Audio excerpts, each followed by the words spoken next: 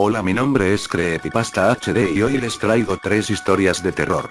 Debajo de la cama. Me encontraba con mis 2 hermanos en mi habitación jugando mientras mis padres habían salido a cenar y volverían muy tarde. Es por ello que aprovechamos ese tiempo en el que nunca nos dejaban quedarnos despiertos hasta tan tarde para poder divertirnos lo máximo posible.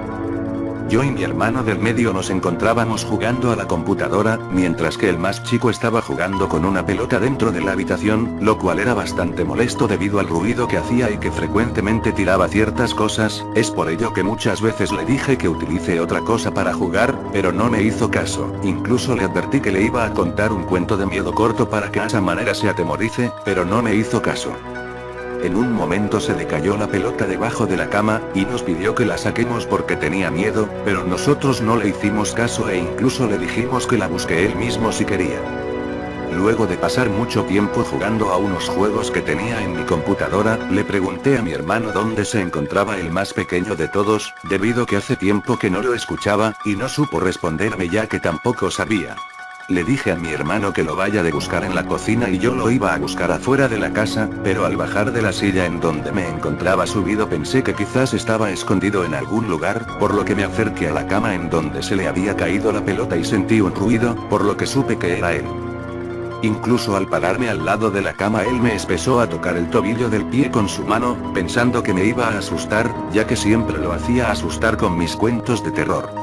Algo que no le presté atención, hasta el momento en que escuché a mi otro hermano que me gritó: "Aquí está viendo televisión en la cocina". Cuando rápidamente me di cuenta que no había nadie más en la casa, y no supe quién me estaba tocando el pie. Historia de la televisión. Todas las tardes, Ramón se preparaba para ver su serie favorita. Pero en esta ocasión, el clima malograba la señal y al cabo de un rato, se fue la luz.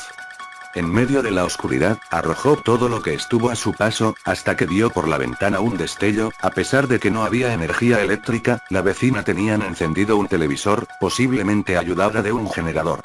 Por su parte, él ni siquiera tenía una lámpara o cerillos para iluminarse. Así que se acomodó para ver el televisor de los vecinos aunque fuera de lejos. Apenas había tomado asiento, y su aparato se encendió también, aunque no las luces. La imagen se mostraba en blanco y negro, y un tipo de sonrisa exagerada le invitaba a acercarse haciendo ademanes. Con extrañeza, el sujeto volteaba hacia todos lados, como si hubiera alguien más en su casa a quien pudiera estar llamando. Luego de comprobar que estaba solo, se acercó. El hombre de la televisión no hablaba, solo gesticulaba y hacía señas. Al mismo tiempo le enseñaba imágenes a todo color de brutales asesinatos. Las ilustraciones eran grotescas, pero en un sentido morboso. El televidente permanecía esperando la siguiente, porque seguro sería peor. Después de unos minutos, se dio cuenta que las víctimas de la escena eran sus vecinos, esos del enorme televisor, y luego escuchó gritos. Desde la ventana veía que alguien los atacaba, así que buscó el celular para llamar a la policía, pero no pudo encontrarlo entre tanta oscuridad. Corrió entonces en su auxilio, pero al llegar, estaban muertos. Temiendo que alguien lo acusara de lo sucedido, volvió a casa. El televisor pasaba el mismo programa extraño, solo que el sujeto de la sonrisa macabra ya no estaba, solo había un hueco oscuro marcando su silueta.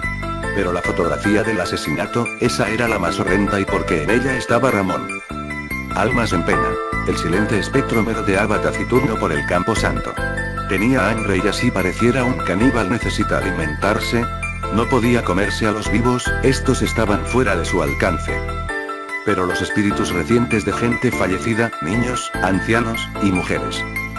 Era el alimento de los espectros andantes, por eso cada noche merodeaba el cementerio aquella alma en pena, que no encontraba el descanso.